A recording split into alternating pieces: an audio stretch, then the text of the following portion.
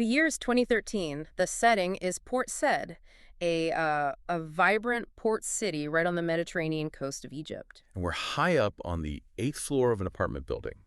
This is a place filled with families who are really, close-knit. There's this profound sense of security. Right. This is home to Zina. She's 5 years old, and she's known around the entire neighborhood simply as the Angel of Port Said. She was just beautiful, so playful and sociable. And her family, they were really pillars in this community, known for being generous, kind.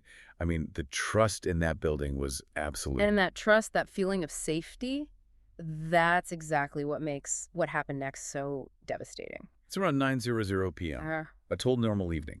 A private tutor has just shown up for Zina's older brother. And Zina, being 5, is getting a little restless. Yeah, exactly. She asks her mother if she can go play just outside the apartment door. It's open. Yeah. She can see her cousins, other kids from the building, right there in the hallway. In this kind of environment, that's a perfectly normal request, right? Oh, completely. It happens every day.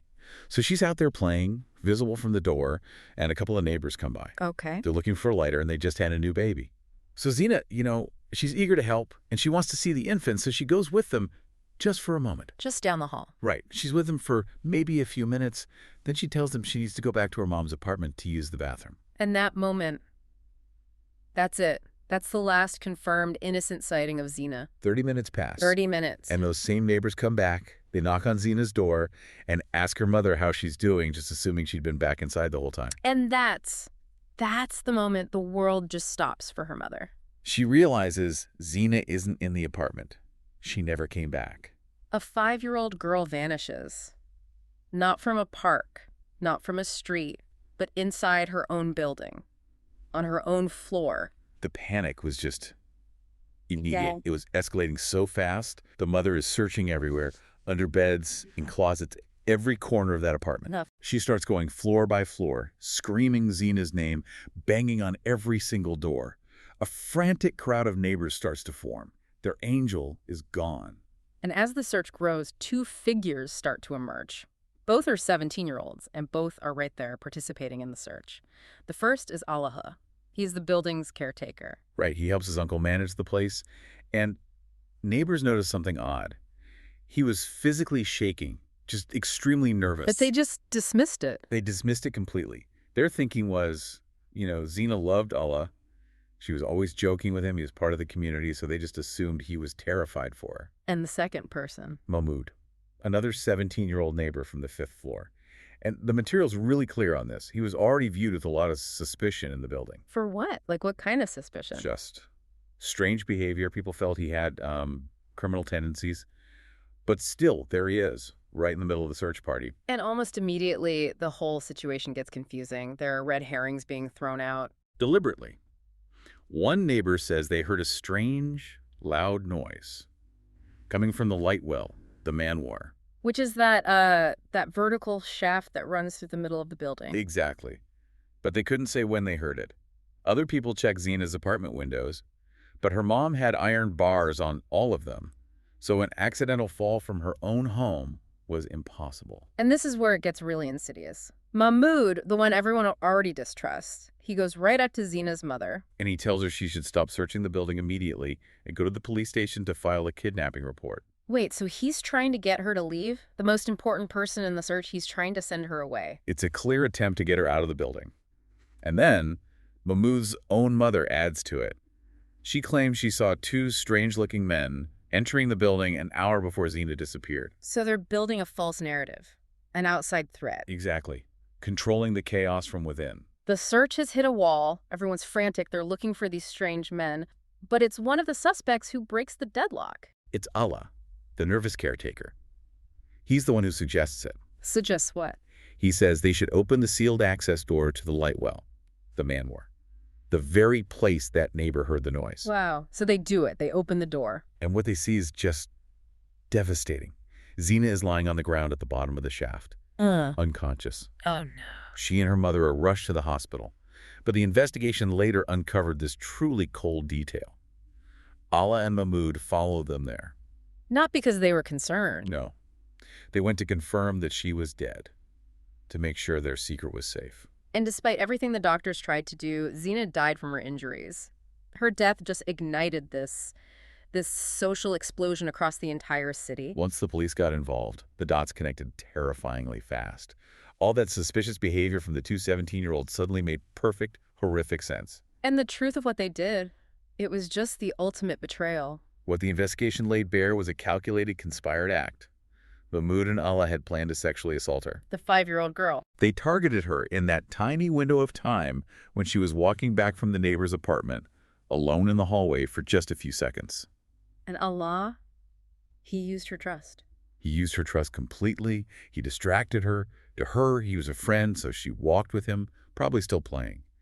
Mahmoud appeared, and between the two of them, they immobilized her. They didn't take her down the main stairs. No, they couldn't risk being seen. They dragged her up the service staircase, the one only caretakers use, all the way to an isolated room on the roof. Up on the roof, while everyone else was searching below. Yes, they tried to carry out the assault multiple times, but they failed. And while this is happening, they start to hear the commotion from downstairs. The mother screams, doors banging, the search party growing louder. So they panicked. They realized that if Zina was found alive, she would immediately identify them.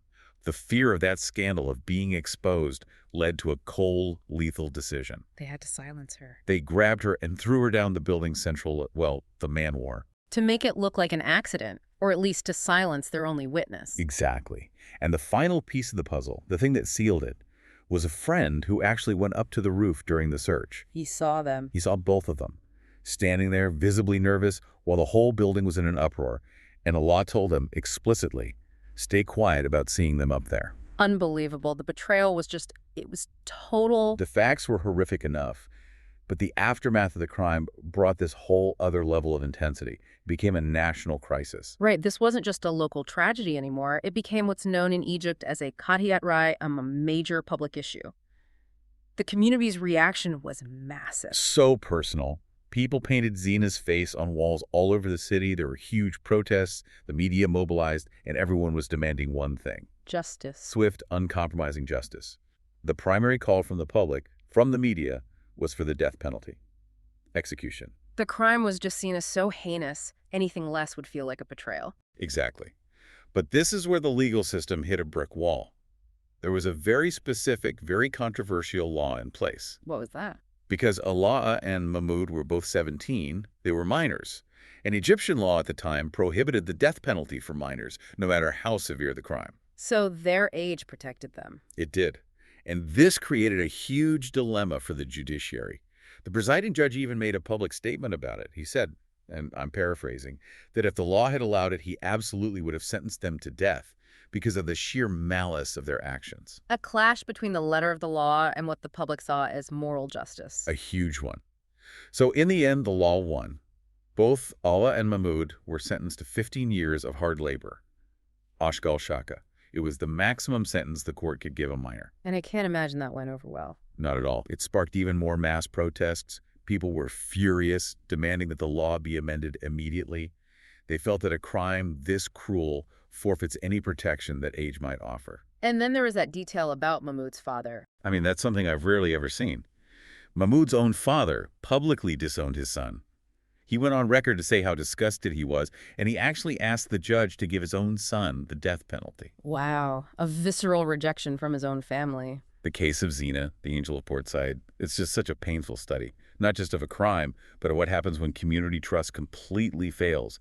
Her image is now, a permanent symbol of lost innocence in Egypt. So when we unpack all of this, what does it really mean for you, the listener? This case forced an entire country to look at itself, at the social boundaries we just assume are there. But I think the real lasting legacy is legislative, isn't it? It is. This forced a critical national debate that is still going on. When does a crime, committed by someone who is technically a minor, reach a level of malice so absolute that it overrides the protections we give to children in the justice system? How can any law balance rehabilitation, which is central to juvenile justice, against the public's demand for retribution when faced with such premeditated cruelty? It's a fundamental question, really, about what justice even means when innocence is so completely destroyed.